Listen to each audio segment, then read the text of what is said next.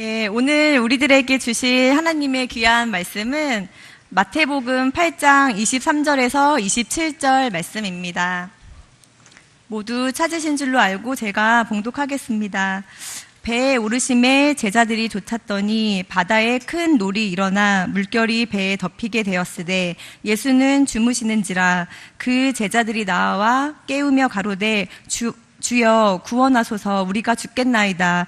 예수께서 이르시되 어찌하여 무서워하느냐, 믿음이 적은 자들아 하시고 곧 일어나사 바람과 바다를 꾸짖으신데 아주 잔잔하게 되거늘 그 사람들이 기이 여겨 가로되 이 어떠한 사람이기에 바람과 바다도 순종하는고 하더라. 아멘.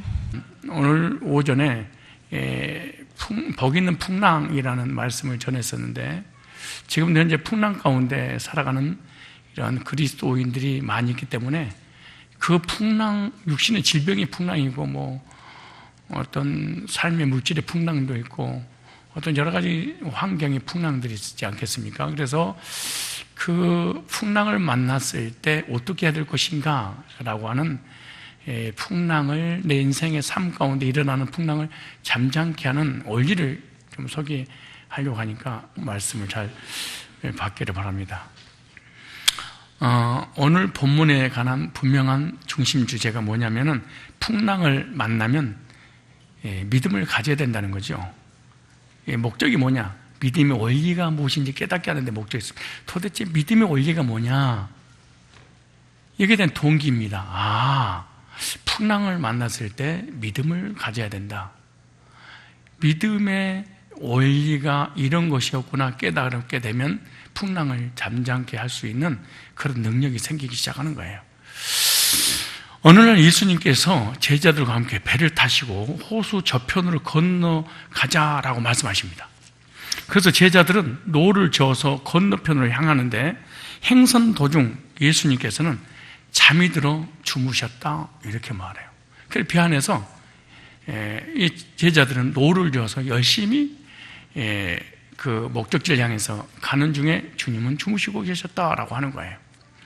그런데 갑자기 광풍이 호수로 휘몰아치기 시작하는데 걷잡을 수 없는, 배가 아주 뒤집어질 정도로 이 태풍이, 광풍, 미칠 광, 이 어마어마한 무시무시한 이 풍랑을 만나게 됩니다. 여기서 중요한 배경 설명을 좀 들을 필요가 있습니다. 갈릴리 바다는 이 같은 현상이 자주 일어납니다. 왜냐하면 갈릴리 바다는 해수면보다 240m 아래에 위치해 있는 반면 주변의 산들은 고온으로 이루어졌습니다. 제가 직접 이쪽에 갈릴리 호수, 워낙 커서 갈릴리 바다로 번역을 했는데 바다가 아니고 호수입니다. 그래서 예루살렘 해발 750m에 위치하고 있는데, 따라서 갈릴리 바다의 표면 온도가 갑자기 상승하면 기압이 상승되어서 동쪽의 고온으로부터 거센 바람을 일으키게 됩니다.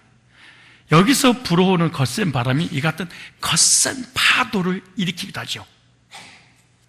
그래서 순식간의 일이나 미처 대비를 못해 배에 물이 가득 찼고 이 침몰할 상태에 제자들이 탄 배, 예수님이 함께 탄 배에 놓이게 되죠. 너무나 당황한 제자들은 다급하게 죽음 직전에 예수님을 깨우며 주님 큰일 났습니다. 배가 가라앉아요. 이제 죽게 되었습니다. 그리고 주무시고 계신 주님을 부르짖으면서 깨우는 내용이죠. 이때 예수님께서 잠에서 깨어 일어나 어찌하여 무서워하느냐, 믿음이 적은 자들 하시고 바람과 성난 파도를 꾸짖습니다. 그런데 언제 그러냐는 듯이 폭풍이 그치고 물결이 잔잔하게 됩니다. 우리 그리스도의 삶 속에서도 오늘 갑자기 바람과 풍랑을 만날 수 있습니다. 성경이 이 세상을 바다로 비유했죠. 바다에는 크고 작은 풍랑이 언제든지 일어날 수 있습니다. 그리고 갑자기 쓰나미 같은 태풍도 몰아오게 되죠.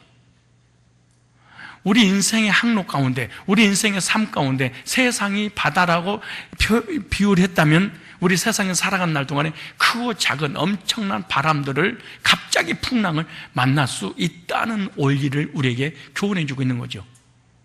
질병의 문제, 경제적인 문제, 자녀 문제, 직장의 문제 등 여러 가지 공고한 일들을 당할 수 있습니다. 배를 타고 바다를 지나가면 풍랑을 만나죠. 풍랑이 없는 바다는 없습니다. 예수님이 세상에 계실 때 예수님이 직접 따르던 제자들이었지만 예수님과 함께 했던 제자들이었고 그 배에 예수님이 타고 있었지만 풍랑을 만났습니다. 그러므로 나 예수 믿으면 태평성대예요. 예수 믿으면 무엇이든 잘 돼요. 예수 믿으면요 복 받고, 예수 믿으면 건강하고, 예수 잘 믿으면 하늘마다 잘 되고, 예수 잘못 믿기 때문에 가난하고 병들고 저주받고 불행하고 사업이 안 되고 망하는 거 아니겠습니까? 라고 하는 것은 아주 잘못되고 우상숭배고 기복신앙이고, 이거는 사단으로부터 오는 멘트들입니다. 그렇다고 해서 예수 믿고 무엇이 안 되는 것을 무조건 위로 받으라는 건 아니죠.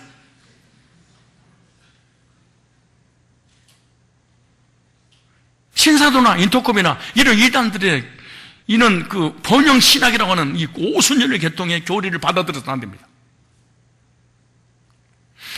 예수님과 함께 탔던 이 배에 제자들도 풍랑을 만났어. 창조주가 함께 했던 배에 풍랑을 만났어. 그렇다면 우리 인생의 항路길에 이 세상이 바다라고 비유했다면 풍랑이 없을 수 없다는 거죠. 오늘 제가 잠깐 언급한 말씀처럼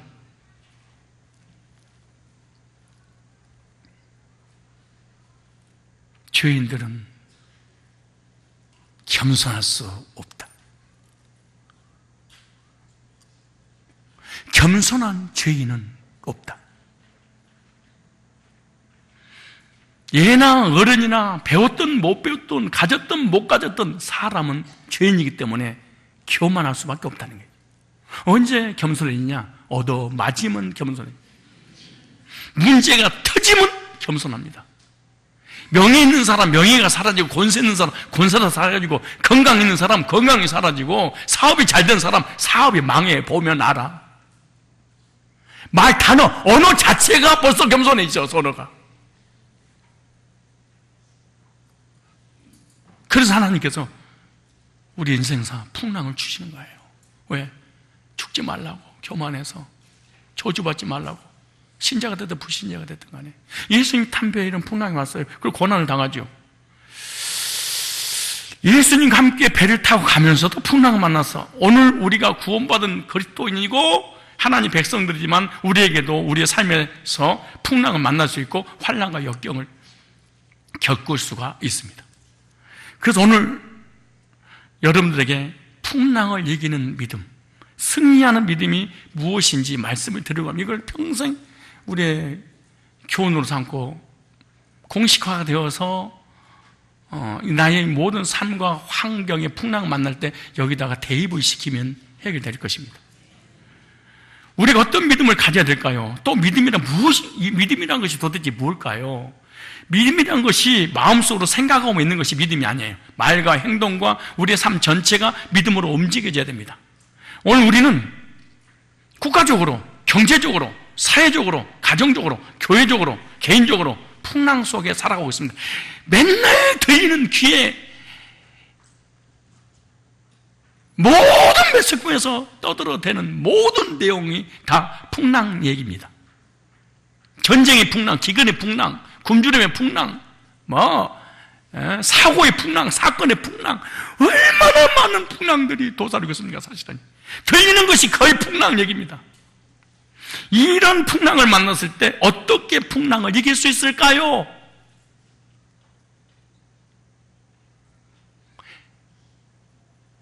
알려드려요? 그냥 공짜로 알려드려요? 돈 받고 알려드려요? 누구든지 풍랑을 만났는데 풍랑을 해결하는 방법, 해결하는 원리를 몰라요. 그래서 결국에는 뭐라고 하냐면 하나님 계획이요, 하나님 뜻이요, 예정돼서 그런 거예요. 운명이요. 그럴까요? 성경에서 우리에게 그렇게 무책임한 예정론을 믿게 할까요? 그냥 로봇, 인형으로 만들었을까요? 오늘 본문을 통해서 풍랑을, 내 인생에 부는 풍랑을 잠잠게 하려면 첫째, 풍랑을 두려워하지 말라. 뭐 하지 말라? 두려워하지 말라. 왜 그럴까요? 풍랑이 오면 첫째 나타나는 게 두려움이 먼저 와요. 공포가 와요. 근심, 걱정, 염려예요. 풍랑을 이기기 전에, 주님을 찾기도 전에 문제 속에 사로잡혀서 문제가 나를 삼켜버려. 이게 문제죠. 오늘 본문이 이렇게 말하죠. 26절에 예수께서 이르시되 어찌하여 무서워하느냐, 믿음이 적은 자들 하시고 곧 일어나서 바람과 바다를 꾸짖으니 아주 잔잔하게 대거늘. 그렇게도 믿음이 없느냐. 왜 오늘 그 공동번역에 보면 왜 그렇게 겁이 많냐 그렇게 번역됐어. 그러니까 예수님과 함께 동행하는 그리스도인들이 내 삶 속에 풍랑이 오는데 그리스도인들처럼 겁이 많은 인생이 없다는 거예요. 그렇게 믿음이 좋고, 그렇게 신앙 좋고, 그렇게 구원받고, 구원의 감격 속에 살고, 모든 인생의 이 길잡이가 그리스도라고 호언장담하면서 그렇게 신앙 고백했던 그런 성도들이 가정에, 직장에, 물질에, 사업에, 건강에 문제가 딱 오면 제일 먼저 나타난 주님 그렇지 않습니다. 겁부터 납니다. 왜 나에게 이런 사건, 이런 일이 일어날까요? 이 겁이. 사람이요,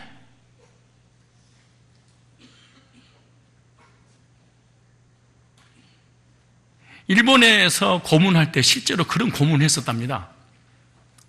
독립군을 잡아가지고 앉혀놓고 눈을 딱 뜨게 만들어 놓고 눈을 보고 있는데 칼 가지고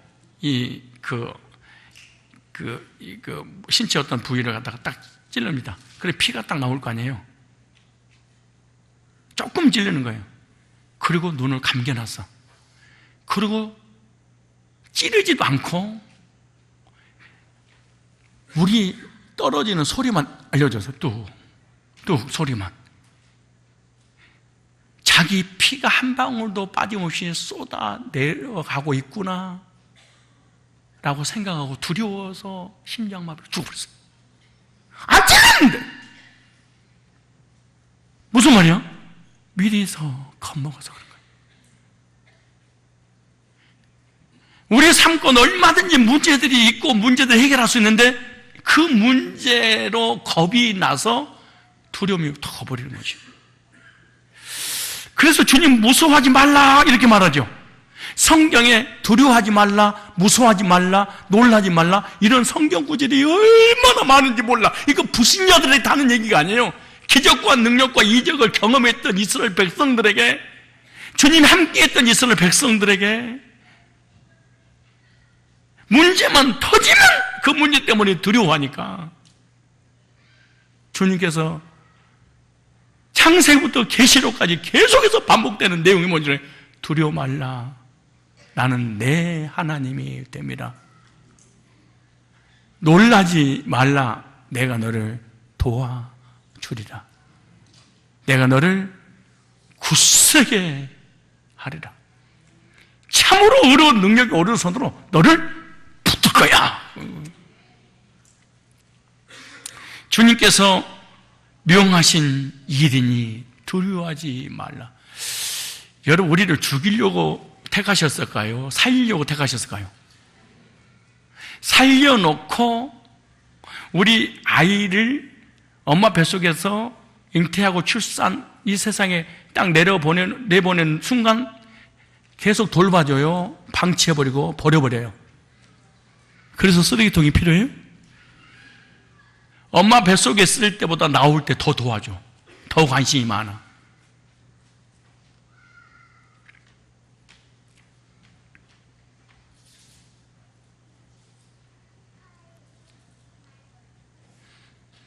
하나님이 사랑하셔서 택하신 하나님 백성들 그냥 방치해두고 내버릴까요?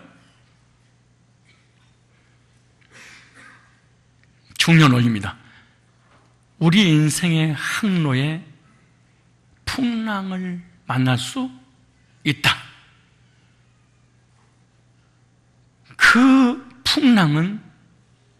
풍랑이 임할 때 두려워하지 말라. 왜 두려워하지 말아야 되냐?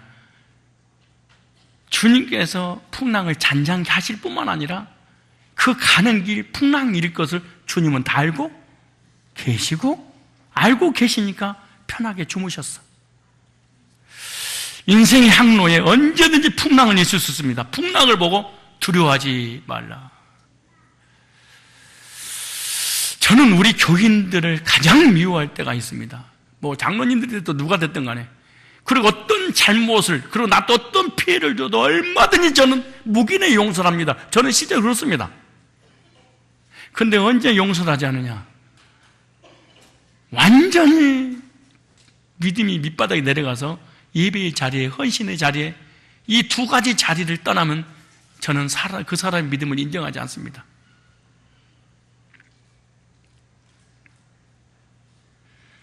예배의 자리, 헌신의 자리, 이 두 가지만 했으면 그 어떤 누가 됐든 간에 사랑으로 품고 아끼고 기도하고 내 심장에 새겨놓고 하나님 앞에 기도하죠.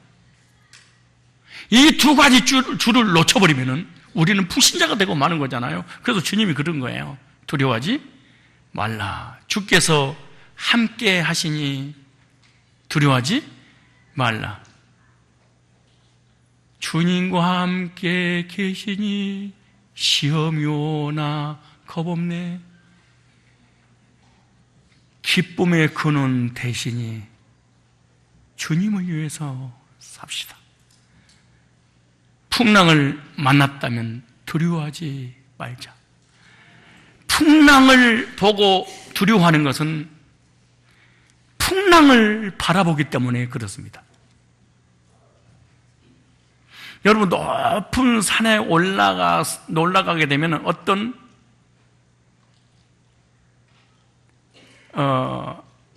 그 다리가 나중에 있습니다. 그 다리 밑에를 보면은 수천 미터예요. 그래서 거기 있는 가이드들이 그런 거예요. 무섭고 두려우면 밑에를 보지 마시고 앞만 보세요. 그래. 여러분, 다른 나라에 가면 막 뭐 100층 높은 그 빌딩에 올라가 맨 위에 그 유리로 그 바닥을 깔아놓은 데가 있어요. 지금 이 말 하는 사람 이러면 벌써 그 외국 갔다 왔다는 거야. 얼마 전에 효도 관광 했었잖아요. 이야, 참 효도 관광 하는데 그게 밑에 한 100m도 안 되는데요. 오바이트 나와요. 어지러워요. 못 가요 그러더라고. 그래 옆에 있는 어떤 권사님이 앞만 보고 가. 내려다보면 무서워서 못 가. 다리 오들거려서 못 가는 거예요. 그리고 어떤 사람은 그냥 거리 뛰어가 버리니까 앞만 보고. 왜 두려운 이유가 뭐냐? 문제를 봐서 그래. 왜 두려워하느냐? 사건을 봐서 그래. 왜 두려워하느냐? 환경을 봐서 그래. 왜 두려워하느냐? 풍랑만 봐. 누구는 안 보여? 주님은 안 보여요. 풍랑을 보지 않으면 무서워하지 않습니다.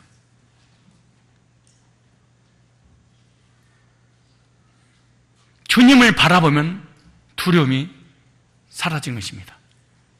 두 번째,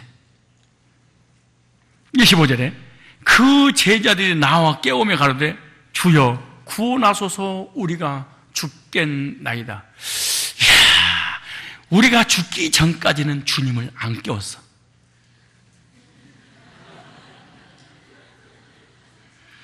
인간적인 수단과 방법을 우리 예수님의 제자들이 이랬다면 우리는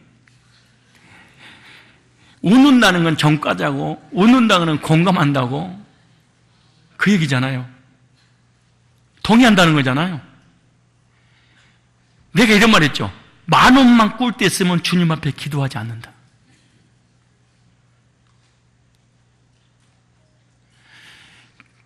병원에서 우리 병을 고칠 수 있다면 주님을 의지하지 않는다.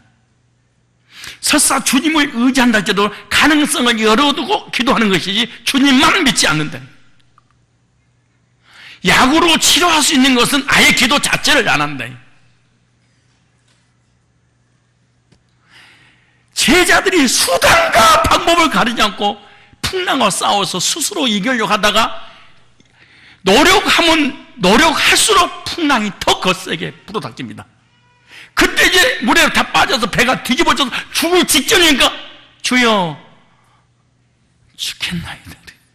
왜 주님 깨우지 않았을까요? 주님보다 운전 실력이 더 뛰어나서 그런 거예요. 네, 뱃사람들 아닙니까?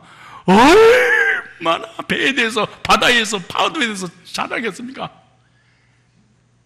이쯤에서 한마디 해야지. 아빠는 마도로 쓰다. 태풍이 분다. 경보가 내려. 엄마는 걱정하셔도 씩씩하신 우리 아빠 이까짓 건 문제 없어요. 화물선 뱃머리 파도 속에 파묻혀도 아하하하하하하하하. 고향길 가는 길에 나침판에 희망 안고 바다와 싸워 이긴 아빠는 마도로스 어라. 이 박수 한번 하세요. 여기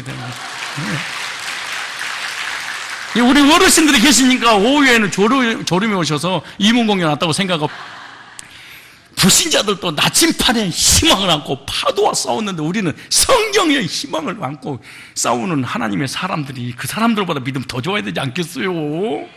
근데 그 뱃사람들은 마도로스들이잖아요. 풍랑과 한두 번 싸워봐. 그리고 얼마나 그 뼈가 거기서 굳었을 거 아니에요? 그러니까 주님 깨우지 않고 내 가정의 문제, 물질의 문제, 사업의 문제, 직장의 문제, 건강의 문제 내가 얼마든지 할 수 있어. 가능성이 0.1%만 있으면 주님을 믿지 않고 주님을 찾지 않는 게 우리 인간들의 죄인의 특성 중에 하나 아니겠습니까? 이와 같이 제자들도 똑같은 거예요. 그러니까 오늘 보면 죽겠나이다. 둘째, 이럴 때 주님을 찾았어. 우리 인간이 얼마나 교만한 걸 생각해 보세요.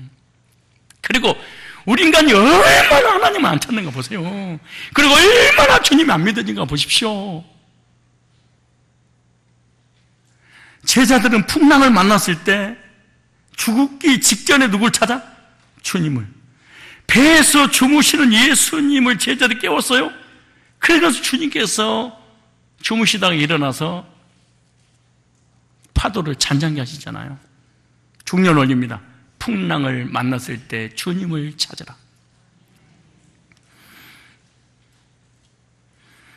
풍랑을 보지 말고 주님과의 관계를 먼저 확인하라. 중년 원리입니다. 가정이든 직장이든 사업이든 여러 가지 질병이든 자녀 문제든 나의 삶에 어떤 풍랑이 왔던 관계없이 그 풍랑 때문에 괴로워하고 고민하지 말고 이 순간 주님과 나의 관계는 어떤가 관계를 찾는 거예요. 대부분 사람들이 문제가 오고 시험 들면 주님과의 관계를 찾지 않고 문제만 찾아. 그리고 문제를 어떻게 하면 해결할까 그렇게 말해요. 주님을 만날 때 어떤 일이 벌어졌죠? 풍랑이 잔잔해졌습니다. 시편 34편 6절에 보면 이 공고한 자가 부르짖음에 여호와께서 들으시고 그 모든 환난에서 구원하셨도다. 우리 시련과 환난 어떻게 이겨내냐? 주님 앞에 주님을 찾을 때, 관계가 회복될 때, 풍랑을 만났을 때 절대로 주님을 잊어버리면 안 됩니다. 그런데 신기한 일은 풍랑을 만나면 제일 먼저 주님을 잃어버려. 요게 문제예요. 계속 주님과 동행하다가 고난이 오면 주님을 딱 놔버려. 원래 평상시에 주님을 손 놓다가 어떻게 해야 돼요? 고난이 오면 주님을 잡아야 되잖아요. 반대야. 여러분 자녀들 평상시에 막 뛰어놀고 엄마 없이도 형통한 삶을 사는 것처럼 돌아다녀. 근데 결정적으로 누가 맞거나 넘어지거나 배고프거나 용돈 떨어지면 엄마 돌아와요. 그러잖아요. 그 노래는 평상시에는 주님을 믿음이 얼마나 좋은지를 몰라. 우리 이 지구상에 성산교인들보다 믿음 더 좋아서 아무도 없어. 나는 성상교회 성도들 교제 나눈 거 보면요, 이 지구상에서 우리 성도들보다 믿음이 더 있는 사람은 없다. 주님보다 믿음이 더 좋은 것처럼 느끼지 생각해 봐더라. 그런데 고난이 딱 오면은 사람하고 문제만 딱 터지면 주님과 관계는 안 보고 그 사람만 딱 보여. 이 사람 때문에 저 사람 때문에 막 온갖 인간들을 총동원해가지고 주님은 안 보여. 관계도 안 보여. 그럼 주님 딱 쌓아놓고, 이년아 너 때문에 내가 교회 시험 들어서 못 다니는 거야. 이놈아 너 때문이야. 문제 속에서 주님은 사라지고 문제만 딱 붙잡고 들어져 버리는 거야.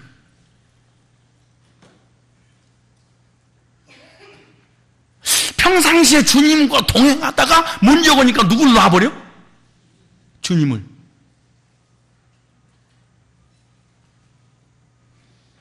하긴 여러분들이 무슨 제자들처럼 이렇게 풍랑이 왔겠어요? 주님 뭐 없어도 사는데 무슨 주님을 깨울 필요가 있겠어요?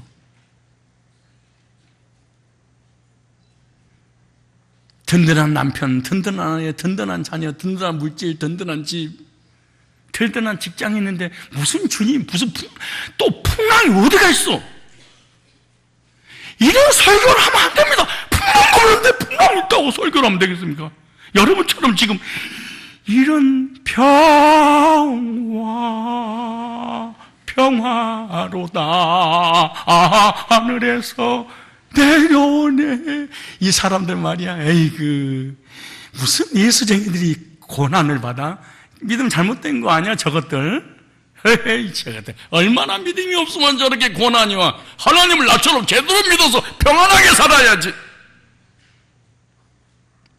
풍랑이 없는데 풍랑을 잔잔케 해달라고 주님 관계를 보면서 주님을 찾을 사람 누가 있겠습니까?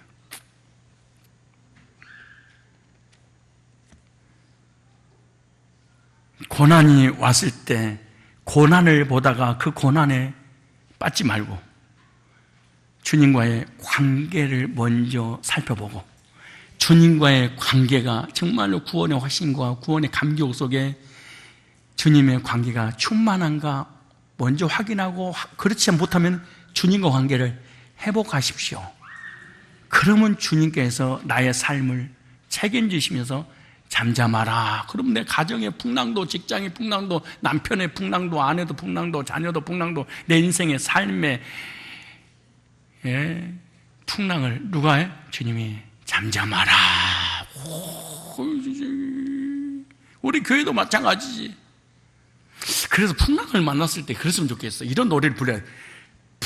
폭풍 만난 배 탔어도 미소에 집에 가기까지 여차 집으로 폭풍 만난 배 탔어도 미소에 집에 여러분 집에 가기까지 이 풍랑 잠잠해지지 않거든. 사실은 풍랑을 만났어도 주님 관계가 분명하면 두려워하거나 불안하지 않고 미소 띄우면서 풍랑을 이겨나가게 될 줄 믿습니다. 아멘은 우리가 잘합니다. 우리는 이 아멘은 습관을 쫓아서 그냥 얼마나 잘하는지 모릅니다. 그러나 이 예배가 끝나고 밖에 딱 도착해서 내 앞에 차가 가로막았다. 그것다가 자기 인생의 여리고라고 생각하는 거야. 누가 이 바쁜데 또 차를, 지가 늦게 나오면 차를 막지를 말아야지. 근데 누가 또 박았네 이걸. 그날 이 사람은 사망당하는 날이야.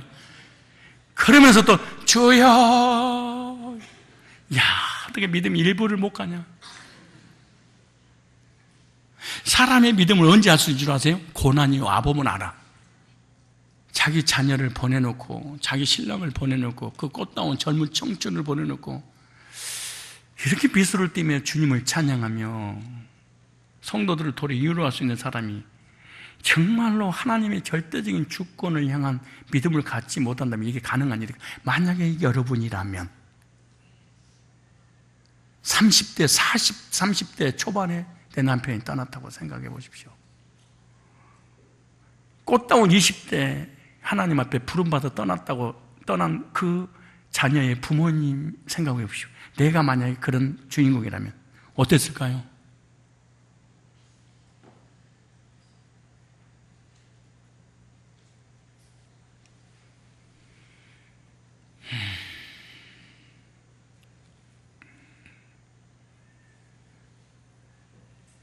세 번째,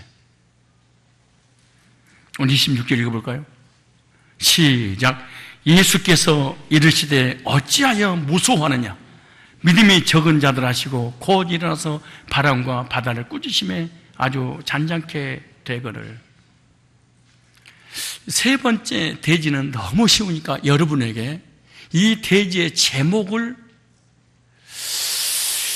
알아맞힐 수 있는 기회를 드리겠는데, 이 26절의 말씀의 제목을, 대지를, 3대지를 여러분 이해를 하면 이번에 발표하는 사람에게 내가 이 시간에 10,000원을 드리도록 하겠습니다. 근데 이거는 너무너무 쉬워서 진짜 이거 개나 소나 빼놓고는 사람이면 다 할 수 있는 거예요.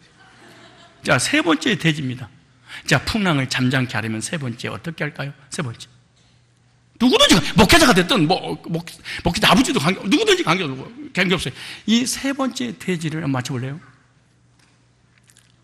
자, 졸리니까 한번 생각해 볼 기회를. 세 번째 대지가 뭘까요? 근데요, 여러분, 누가 결안을 세울 수 있는가? 누가 그랬죠? 예? 내가 아니야.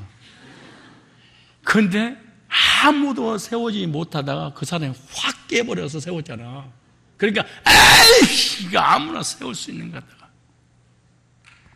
근데 누가 알려주면 너무너무 쉬운데 네가 알려고 해봐. 밤을 새도 안 돼. 어?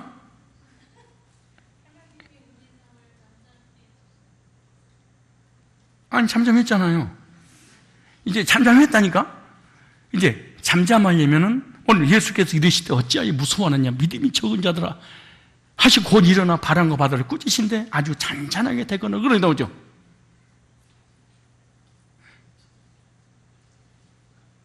아니, 뭐라고 혼자서 막 떠드는 소리가 들리는데 나한테까지 안 들리는데 뭔가 이게요, 원래 공부 못하는 사람 특징이 있어요. 뭔가 여기서 매번 돌리기는 도는데 이것을 문장을 만들어서 다 볼 수 있으니까 문장화가 안 되는 거야. 그러니까 사람이 그래, 생각은 나는데 말이 안 돼, 이런 거야. 그러니까 말이 안 될 생각을 한 거야.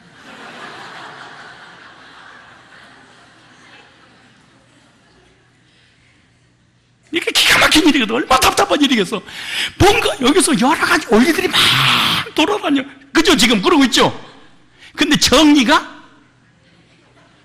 안 돼. 그래서 선생님이 한마디 하면, 이거 다 알고 있었어요. 이런 거 몰라. 그냥 아는 척하면 목사님 민망할까 모르지 고 가만히 있었어. 집에 가서 꼭 안에 앉혀놓고 그래. 찾았죠? 이러지 마, 내가 할 때. 세 번째. 여기 나오잖아요. 이렇게 쉬운, 그러니까 사람들이 이게 원리가 있는데 원리를 찾아내는 것이 어려워서. 여기 나오죠. 예수께서 이르시되. 셋째, 주님의 말씀을 받으라. 가만 웃을 줄 알았어. 주님의 말씀 받아야지. 이러시되 말씀하시잖아. 풍랑을 장전하면은 말씀이 떨어지는 곳에 와서 말씀을 받아. 왜? 풍랑을 이기는 말씀을 받아야 되는구나. 다른 길 없어요. 무슨 다른 길이 있어요? 주님의 말씀으로 풍랑이 잔잔해지잖아요. 이르시되 어찌하여 무서워하느냐? 믿음이 적은 자들하고 바람과 바다를 꾸짖으신데 아주 뭐에 대해서 잔잔하게 되거를. 말씀에 바람과 바다가 순종하죠. 그럼 우리의 인생의 항로에 여러 가지 풍랑, 파도, 바람, 여러 가지 문제들을 어떻게 하는 거예요? 말씀을 받으면 잔잔해져. 말씀으로만이 내 인생의 풍랑을 잠잠케 할 수 있다는 거죠. 여기서 꾸짖으신데 이렇게 나오죠. 말씀하시잖아요. 꾸짖으셔서 이게 미완료 능동태입니다. 아직 꾸짖는 일이 완결되기도 전에 이렇게 됐어요. 오늘에는 지금 우리는 꾸짖어서 이런 문제가 해결된다고 하잖아요. 그렇잖아요. 이제 꾸짖는 일이 완결되기도 전에 그 꾸짖음의 효력이 발생하고 있음을 강하게 암시해주고 있는 거예요. 지금 그 참 신기하죠. 무슨 말이냐? 베드로가 옥에 갇혔고 교회는 합심하여 모였다. 사도행 12장 보니까 기도했다고 하잖아요. 기도가 끝나기도 전에 예수님이 이름으로 기도합니다 아멘 하기도 전에 옥문이 열려서 베드로는 왔어. 그러니까 우리가 금식하고 40일 작정 기도하고 눈물을 흘리고 부르짖고 매달리고 이래서 응답이 오는 게 아니에요. 사실은 이미 주님 시작하는 순간 아멘 하기도 전에 주님은 응답이 딱 돼버린 거예요. 이게 하나님의 시공간이 초월된 하나님의 역사심이잖아요. 사실은 베드로가 21일 동안 작정했으니까 우리도 21일 동안 작정해서 기도다 20일 새벽 작정 기도 이게 그게 아니죠. 근데 성경에서 응답하기를 뭐니 21일 되던 해에 응답을 가져왔죠. 근데 뭐라고 하죠? 이미 주님은 너가 무릎을 꿇고 기도 시작하는 그때 응답했는데 내가 하늘에서 전쟁에 데리고 온 전쟁 중에 늦었느니라 이렇게 말하잖아요.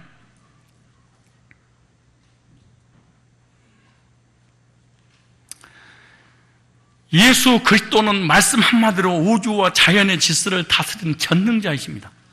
중요합니다. 풍랑이 있을 때 말씀을 받아라.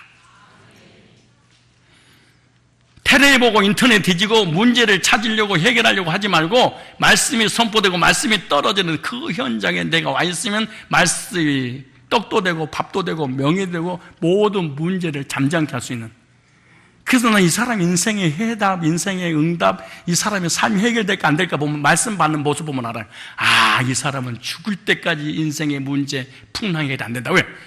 세상에 고난과 환난과 문제가 있는데 예배 시간에 말씀 받을 때 이렇게 있어.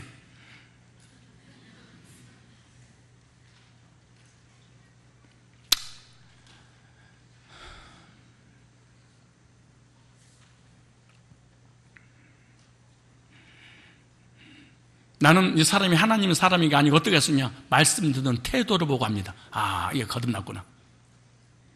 이 사람은 그리스도인이구나. 말씀 드리기 위해서 예배 드리는 태도를 딱 보면 거기에 치가 나와. 한눈에 딱 보셨어요. 하나님의 사람이 아니면 예배를 드려도 두 가지가 안 돼. 첫째, 예배에 대한 하나님과 집중이 안 돼. 둘째, 말씀에 대한 관심이 없어. 전능하신 창조주 앞에 나왔는데 그 아버지에 대한 사모함이 아무것도 없어. 그리고 태도가 불량해.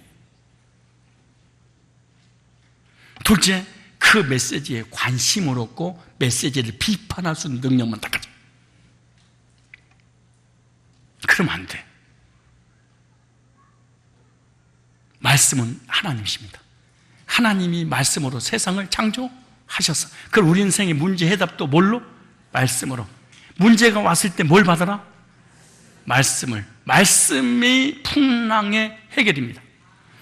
갈릴리의 풍랑을 잠잠케 하신 주님은 오늘 나의 풍랑도 잠잠케 해주실 줄로 믿습니다. 오늘도 말씀을 들을 때 가정의 풍랑이, 사업의 풍랑이, 직장의 풍랑이, 사랑 관계의 풍랑이, 내 인생의 마음의 공허와 여러 가지 갈등의 풍랑이 잠잠케 될 줄로 믿습니다. 여러분들은 어떤 풍랑을 만나셨나요? 어떤 풍랑이든 관계없이 풍랑을 잠잠케 하실 하나님의 말씀을 받으십시오.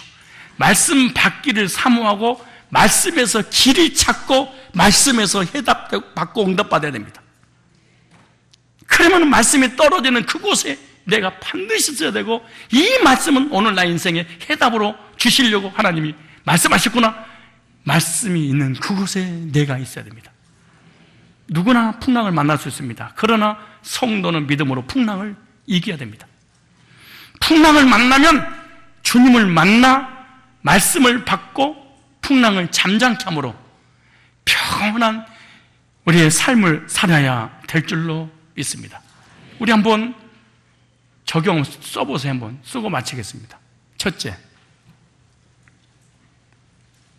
자, 오늘 적용입니다. 일주일 동안 적용 한번 해보세요. 이렇게 한번 살아보세요. 첫째, 풍랑을 만난 제자들에게 하신 말씀은 무엇이었는가요? 적용 한번 해보세요. 교회만 다니지 말고 아무것도 모르면서 그냥 이론적으로 알고 있으면 안 됩니다. 적용할 것이, 여러분, 예배 드리고 말씀 받는 목적이 뭔지 아세요? 적용점을 찾는 거야. 잘하냐, 못하냐를 찾는 게 아니야. 이 말씀을 듣고 나의 삶 속에 어떻게 적용할 것인가?